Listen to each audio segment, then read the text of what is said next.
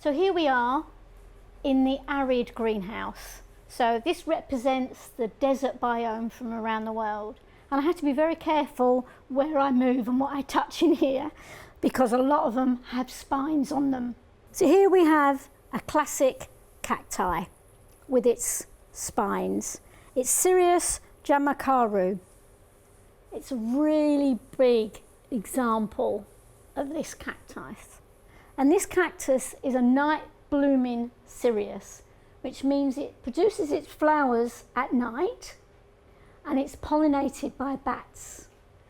So at a certain time of year, these cacti all bloom, and you go out in the desert at night and you'll see them being surrounded by bats that are coming and pollinating them. These cacti show characteristics of many desert species. So I've already mentioned spines, but also they have thick, succulent stems that have chlorophyll in them. So they don't have leaves, it's the stems that do the photosynthesis. And I have here a cut through of one of the branches of this cactus, and you can see how thick the stem is. There's a thick layer of chlorophyll running around the outside, and in the middle lots of cells that are full of water, but also other things like mucilage, so you don't really want to drink from the centre of this cacti. It wouldn't taste very nice, and it'd be rather acidic as well.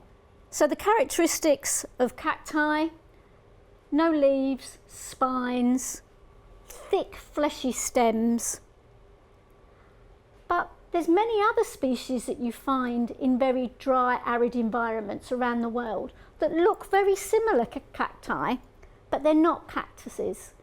They're in fact other species that have evolved to look like cactus because they're adapting to the same environment. So they'll have spines, fleshy stems, but there'll be things like euphorbias and agave and aloes that look very similar, but they're not cacti. And the fact that they've evolved to adapt to their environment and look very similar, it's called convergent evolution. So just remember, if you ever get stuck in the desert, don't lick a cactus.